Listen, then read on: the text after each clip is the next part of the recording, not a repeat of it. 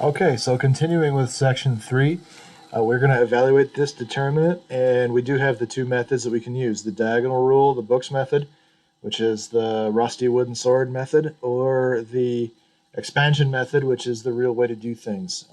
So from here on, I am only going to use the expansion method. The diagonal rule is something that you can use if you so choose. It will be acceptable for you to use it if you're evaluating a determinant as far as the purposes of this class goes, but for the future, the diagonal rule would not be advisable to use if you're in upper levels of math and so on. So that's why I'm sticking with the expansion method. So we remember from the video last time that the expansion method says that above each column will be a plus, a minus, and a plus. And all those signs there mean really is that you're keeping the sign of the number that you're looking at. Okay, the negative sign that you wrote above that -4 in this problem just means change the sign. Okay, so to do the expansion method, we have this -8 times a 2 by 2 determinant. We cross off the row and column that that the -8 is a part of, and we're left with this 2 by 2 determinant here, -5, -8, 4, 1. Close the determinant. Now I would write minus, okay? But that number that I'm looking at here is -4. So actually what I'm going to have is +4. Walk off the row and column that -4 is in, and you're left with 0, 3, -8, 1, like that, okay? I like to read down the columns as I'm doing this because it's a little bit easier. Okay, and then we're going to have plus. Now the sign stays the same for that number. It is a +4, so I'm going to leave it +4. And then I have, oh wow, I have a 2 by 2 determinant left over. Let me get this out of the way. Okay, and the 2 by 2 determinant is 0, 3, -5, and 4. And now it's just a matter of evaluating those determinants. So let me get this thing out of the way. And okay, here we go. Sorry. Okay, so we have -8 times. Now the 2 by 2 determinant here will be the main diagonal multiplied minus the other diagonal multiplied. So we're going to have -5 minus, and then it would be -32, so +32. Okay, and then +4 times this 2 by 2 determinant will be 0 times 1 is 0, so 0 minus, and then -24, so +24. And then +4 times, and then the determinant here is going to be 0 minus, and then -15, so +15. Now we just evaluate those things. -5 plus 32 is 27. So we have -8 times 27 plus 4 times 24 plus 4 times 15. Okay, now we know that that's 60. And 4 times 25 is 100. Therefore, 4 times 24 is 96. So this is going to be a +96. And then -8 times 27. A little bit trickier to do that, but what I would do is 8 times 20, which is 160, and then 8 times 7 is 56, and you can add those two together. So you're going to get -216, or just do it on the calculator. Disappoint me. It's okay. All right, so now we just combine all of those things, -216 plus 96, and then plus 60. When you put all those together, you're going to get -60 as an answer. Okay? Practice will make you faster at this. Slowing me down is having to talk about it, and then my inability to handle all of the little windows that I have going up on my computer screen right now. So sorry about that. All right, so that's the idea. Use the expansion method. It's going to be easier once you get the hang of it. Now, one of the uses that we have for determinants, and actually there are many, the higher up in mathematics you get, and even into some different topics or different subjects in the sciences, you'll wind up using determinants. They're extremely useful. That's later on. That's upper levels of math. For now, the one use that we have for determinants, and there is another one, but one that we have for now, is finding the area of any triangle on a coordinate plane. Now, you guys learned how to do this last year in geometry class. And if you remember how to do it, you probably remember that it was a colossal pain in the butt to try to find the area of a triangle. If it wasn't a right triangle, try to find the area of some weird triangle in the coordinate plane. Okay? Now, there's a whole process that you have to go through in geometry to be able to find it. If you had known how to use determinants, you could actually find that answer extremely quickly. So here's how we can use a determinant to find the area of any triangle in a coordinate plane. So first of all, we remember that the area formula for a triangle is 1/2 times the base times the height. Okay. Now, in this formula down here, the area formula for a triangle using a determinant, we see that 1/2 sitting there, and that's why that 1/2 is there. Okay, it's coming from the formula for the area of a triangle. Now, we also have determinant, and then we see all these letters, and then a column of ones. Okay, that column of ones has to be there. Not only does it make it a 3x3 determinant, so we can actually find the determinant, because it has to be a square to find a determinant, but also it has to be there to make what we're doing here work. So it's like a little trick of math. Now, number 1 here says the column 1 is the x coordinates of each point, and column 2, or number 2, is the y coordinates of each point. Okay, so maybe on my matrix, or on my figure here, maybe this point is that ordered pair A comma B. And then maybe this point is that next ordered pair C comma D. And then this third point right here would be my final ordered pair E comma F. Okay, just so that you can see how those numbers are going to be arranged inside of this matrix, so when we take the determinant, it comes out correctly. Okay, so these are x coordinates in the first column, and these are y coordinates in the second column, and then an entire column of ones. Now, all you have to do is plug all those numbers in, and then evaluate the matrix, evaluate the determinant, as we have been doing, and you will have the area of the triangle. So let's go ahead and set that up. We have the area of our triangle will be 1/2 times the determinant. Now, remember that this notation right here that's written, the DET, stands for determinant, and then we're still using the bracket, right? But we can also use the notation where it's just a vertical bar, kind of like absolute value, although it's not absolute value, but it is the same look. And then we can set up the A, B, C, D, E, F, and then a whole column of ones, okay? So I prefer that notation because then I don't have to write the letters DET. But we also have to know that those letters mean evaluate the determinant of this matrix, okay? So now let's go ahead and plug in those numbers. We have 1/2, and then the ordered pair AB sure does look like 0, 0.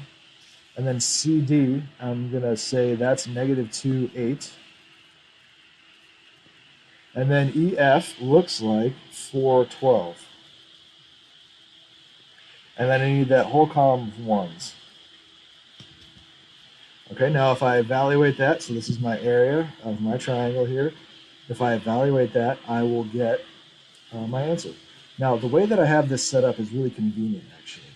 And you might already realize it. I put the ordered pair 0, 0 on the top row because I'm going to expand this using the expansion method. And when I do that, so I'll have 1/2 times, right now I'm going to do the expansion method here.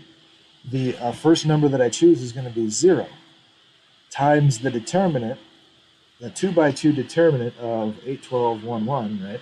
But no matter what the determinant winds up being, I'm going to multiply it by 0 there. So that whole term is just going to be 0, which is really convenient. So now I go to the second term. It'll be minus, right, because we go plus, minus, plus. But that first number there is going to be 0.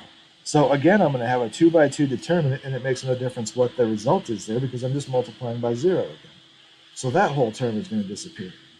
And now I have plus, and then the third number here across the top row is 1 times the 2x2 determinant of what's left over, which is -2, 4, 1, 1.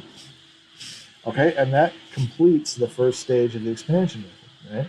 Now the only determinant that we actually have to evaluate is the third one because the other ones are all going to disappear because of the way that that ordered pair 0, 0 wiped everything else out. And that's why I put it in the top row. So watch for things like that, little tricks that allow you to evaluate the problem way faster. Okay, so I don't really have room, so I'm going to go up. I have the 1/2 times. The first determinant is gone, the second determinant is gone, and then it's going to be 1 times the determinant there. So 1 times anything is just itself, so I'm really going to write that down. I just have -2 times 1, which is -2, and then minus 4 times 1, which is 4.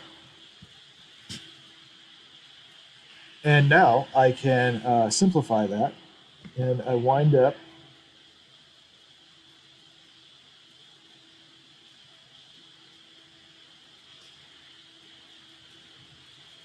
where did I get those numbers from? Okay, so it should be not 1 and 1. Sorry about that.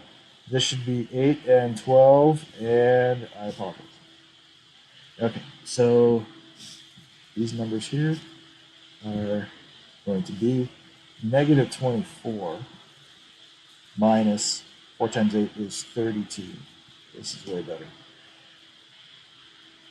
Okay. So now you get -24 minus 32, which gives you -56.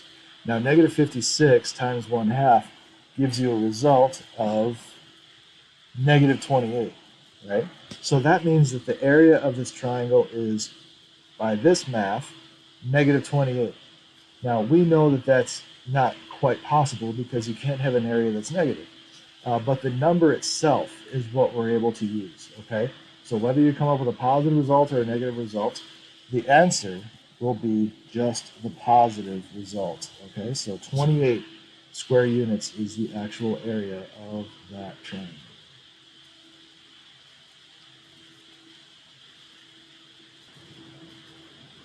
Okay, so now we're going to move on to a little bit of vocabulary. Identity matrix. You're finally going to find out what the letter I is used for. It's used for an identity matrix.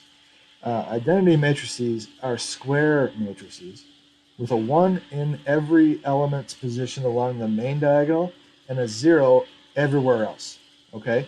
And we are going to use the letter I to denote an identity matrix. You've actually kind of seen these before. Back in chapter 3, we were looking at something that was actually an identity matrix and you didn't know it.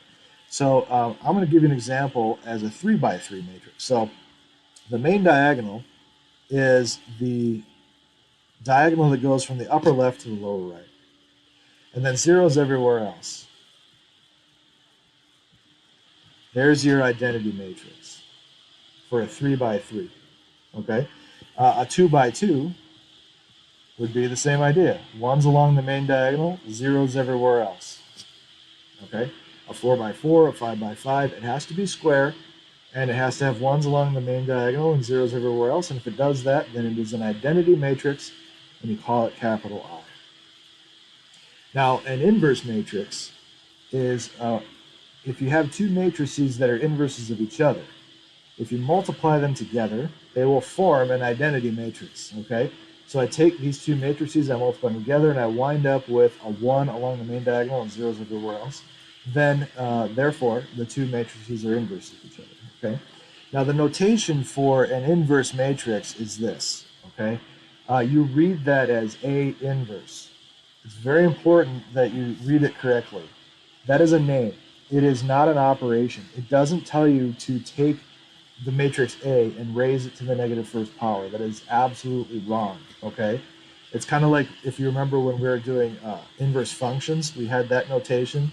This would be the inverse function of x. Same thing here. We have A inverse, okay? This is a name. Now, the math says that if I take two matrices, right, the inverse matrix, the definition says if I take two matrices and multiply them together, and they're inverses of each other, I will wind up with the identity matrix. And I can also do that in the other order. The two matrices, I can reverse the order here. So this is the only time that the commutative property of multiplication with matrices actually works, is if the two matrices are inverses of each other, okay? A times A inverse is the same as A inverse times A, and that will give you always an identity matrix as a result, okay? So like I say here, we need to back up a bit. In math, what we're doing anytime we're solving an equation, and basically every day in math, is we're trying to undo what is being done to something. Okay, so if I'm trying to solve an equation for x, I'm always thinking about what am I going to have to undo in order to get x by itself. Okay, what you're doing when you do that is actually inverse operations. Okay, so like for example, if I had a term, my variable term was being added to something, I would undo that by subtracting that, right? So addition and subtraction are inverse operations. They undo each other. Multiplication and division are inverse operations, right? Because they undo each other. If I had something squared, like x squared, and I wanted to make it just x, I'm trying to solve for x, I would square root both sides of the equation, right? Because squaring and square rooting undo each other. They're inverse operations. And in geometry last year, you guys should have also learned some of the trigonometric functions. So sine, cosine, tangent, right? Those secant, cosecant, and cotangent. They have inverse operations as well. If I want to undo taking the sine of some angle, okay, I can undo that by applying inverse sine to both sides. Okay, now that's probably the notation that you guys used, right? You have that -1 exponent, looks like, but it's not. It means inverse operation. Okay, so we have f inverse of x, we have a inverse up here, we have sine inverse right here. Okay, it's all read the same way. That's the idea behind undoing what is being done. Operations that undo each other are inverse operations. Matrices that undo each other are inverse matrices. And when you multiply inverses together, you wind up wiping themselves out, and you wind up in matrix land. You wind up with an identity matrix. Now, the final topic that we have to do in section 3 is how to find the inverse of a 2 by 2 matrix. Okay. Now, there is a way to do inverse matrices with 3 by 3s and 4 by 4s and so on. But for right now, for us in this class, we're going to learn how to do the inverse of a 2 by 2 matrix. So the way that you do that is actually, once you get the hang of it, pretty straightforward. It's a fairly simple process. So we need to look at our matrix A here. Okay. Now A is A, B, C, D if I read across the rows. Okay. Now A inverse is given to you here. If A is A, B, C, D, then A inverse will be that mess on the right-hand side of the equal sign there. So the question is, how do we get there, right? Like, there must be some patterns here. This whole class, all year long, is all about patterns. There are patterns here too. So what we need to do is figure out what the heck we're looking at, and then remember it so that we can find the inverse of a 2 by 2 matrix by hand if needed, right? So first of all, what is this thing right here? That should look really familiar to you. That is just the determinant of A is sitting right there. The determinant of matrix A. Okay? Now look inside the matrix. We had A, B, C, D. Now we have D, negative B, negative C, A. So the next observation we need to make is that this main diagonal right here swapped. AD on the main diagonal becomes DA on the inverse. Okay? So A and D swap. So now let's take a look at what happens with B and C. Do they swap? No, they don't. What happens is we put a negative sign in front of the B and the C. Now remember, the negative sign does not mean negative. It means change the sign of whatever it was to what it will be now. Okay, so if it was positive, it becomes negative. If it was negative, it becomes positive. So I'm going to write B and C change signs. Okay? They don't become negative, they change signs. So those are the 3 patterns that you're going to need to know to be able to find the inverse of a 2 by 2 matrix. Okay? It's always true, except right here, if AD minus BC actually equals 0. And so in class, I would say, okay, well, how come? And then we would stand there and think about it for a minute, and we would realize that AD minus BC is the determinant, and the determinant is sitting right here, And if the determinant equals 0, now all of a sudden I have division by 0 out front. Because this whole thing right here would turn into 1 over 0. And now I have division by 0, and that can't happen. Okay? So that's why we have to check to make sure that the determinant is non-zero. And if it is, then we can find the inverse matrix. Okay? So if the determinant is 0, then you cannot find an inverse. There isn't one. Okay? And that's what's being said right here. If the answer for the determinant is 0, no inverse exists. Otherwise, continue to find the inverse, because the nice thing is you have to do the determinant anyway in order to be able to calculate the inverse. And if you wind up with 0 for the determinant, you just say, no inverse exists, or it does not exist. Okay? So if you're asked if two matrices are inverses of each other, then you multiply them together. And if you wind up with exactly an identity matrix, then they are inverses. If there's anything other than exactly an identity matrix at any point, then they are not inverses. Okay? So that's it for the notes. What I'm going to do, though, is give you guys an example so that you can see how to, A, calculate the inverse, and B, check to see if they are actually inverses of each other, because those are both types of questions that you're going to wind up seeing. So I'm going to give you an example here. And here it is. Now, I want you to first calculate the inverse. So I called it matrix A, which means we're going to be looking for A inverse. Okay? Now, in order to do that, the first thing we have to do is calculate the determinant, because we need 1 over the determinant out front. Okay? So the determinant here is going to be negative 15 minus, and then the other diagonal would be negative 14, so plus 14. Okay? Now, negative 15 plus 14 is negative 1.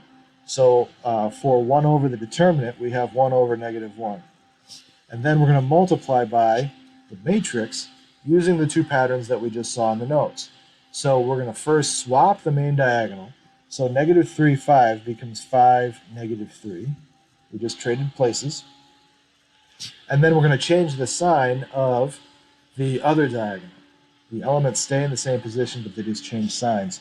So that makes this a positive 2, and that makes this a negative 7. Okay, so now we just got to simplify this. We have 1 over negative 1, which is really just negative 1. So we have negative 1 times 5 to negative 7, negative 3. And now we can do a scalar multiple rule. We send that negative 1 into all of the elements, and we have negative 5, negative 2, positive 7, positive 3. And that's your answer. Okay, that is A inverse. So that would be time to put a box around that and call it good. Okay, now the other part of this inverse thing said if I multiply inverse matrices together, I should get an identity matrix. Okay, whether I do A times A inverse or A inverse times A, I should get an identity matrix as a result. So I want to check that, and let's see if it actually happens. A times A inverse, I'll just do it in that order, equals, now matrix A was negative 3, negative 2, 7, 5, and matrix A inverse is negative 5, negative 2, 7, 3. So now let's multiply those together. First of all, can the product happen? The answer is, this is a 2 by 2, this is a 2 by 2, inner dimensions match, therefore the answer is yes. And the resulting matrix will be a 2 by 2, okay? So I'm going to write equals, and now I'm setting up a 2 by 2 matrix. So to get this first element here, top row, first column, now you could use your calculator, I suppose, but let's practice, it's not going to hurt. We will have negative 3 times negative 5, which is 15, and then 7 times negative 2, which is negative 14. 15 and negative 14 is 1. All right, so we're already off to a good start. Now for the next one, this position, we need the first row and second column. So negative 3 times 7 is negative 21, and then 7 times 3 is positive 21. If I put those together, I get 0. Okay, it's starting to look like an identity matrix, but I have to check the entire thing. So now I want this position. So that is row 2, column 1. So I need row 2 times column 1. I have negative 2 times negative 5, which is positive 10. And And then I have 5 times negative 2, which is negative 10. I put those together and I get 0. So now we just got to figure out that last one, and if it's a 1, we're good. Okay, they are inverses of each other. So for that last position, I need the second row and second column. So second row of the first matrix, second column of the second matrix. I have negative 2 times 7, which is negative 14, and 5 times 3, which is 15. I put those together, and I get 1. So that completes it. It is an identity matrix as a result. Therefore, if I was asked, are these matrices inverses of each other, the answer would be yes. Okay, so that's the idea behind the math that we're talking about in section 3. Now, there's a couple things I do want to show you, and that is on the calculator. Okay, so let me scroll back up here, and let's evaluate a 3x3 determinant. You can do this on the calculator. So to do it, you have to type in the command DET and then open up parentheses. Okay. Now, as you're typing the letters, they'll be in italics. Once you type DET with parentheses, the calculator recognizes the command, evaluate the determinant, and it changes the italics to regular print. All right. So that way you'll know that you have an actual formula going on. Now, inside the parentheses, we need a 3x3 matrix. So we're going to bring up the matrix template, the 3x3, and hit OK. Okay? So now inside the parentheses, for the determinant, sits that matrix. And now we're going to type in all of those digits. So we have, just give me a second here, and I'll type all of those in. Hopefully not making any mistakes.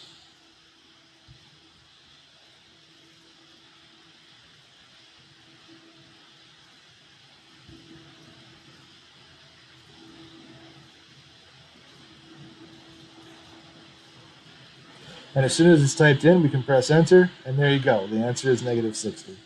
Okay? Pretty straightforward to do that. DET, open up parentheses, it will immediately give you your answer. However, remember my warning to you, all I have to do is change any one of these to a letter.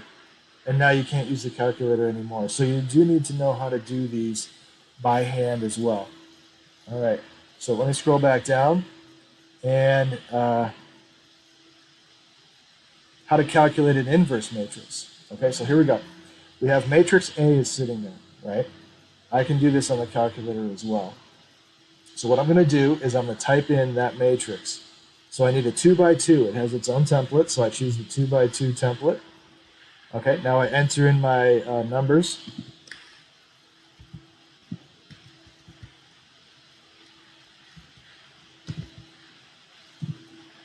Okay, now if I were to press enter right now, it's just going to give me what I typed in the first place, right? I didn't do anything. So I don't want to do that. I want to select that matrix. Now, once you have the matrix typed in, if you want to calculate the inverse, you're actually going to use this terrible notation right here, okay? It is a -1 exponent. It's not, but that's what it looks like. Now, in the calculator, it is programmed to do exactly that. So you would type the exponent button and then the -1, and that will calculate the inverse for you. Press enter, and there you go. There's your A inverse, okay? Now, you can do this with a 3x3 or a 4x4 or a 20x20. You can type it into your calculator and raise it to the -1 power, unfortunately, and that will give you your inverse matrix without having to do this math, okay? Now, finding an inverse matrix is easy enough to do by hand, and remember, I can easily give you a letter right here or something that would force you to calculate it by hand and not use your calculator, right? So it still is important that you do it by hand so that you know how to do it. But if there are no letters involved in the problem, you certainly can do it on a calculator and get to the answer much faster, okay? Remember, the important key here is if the determinant is 0, then there is no inverse, okay? If it is non-zero, then there is an inverse guaranteed. And if you multiply a matrix times an inverse, times its inverse, you will get an identity matrix as a result. Okay, so that is it for the section.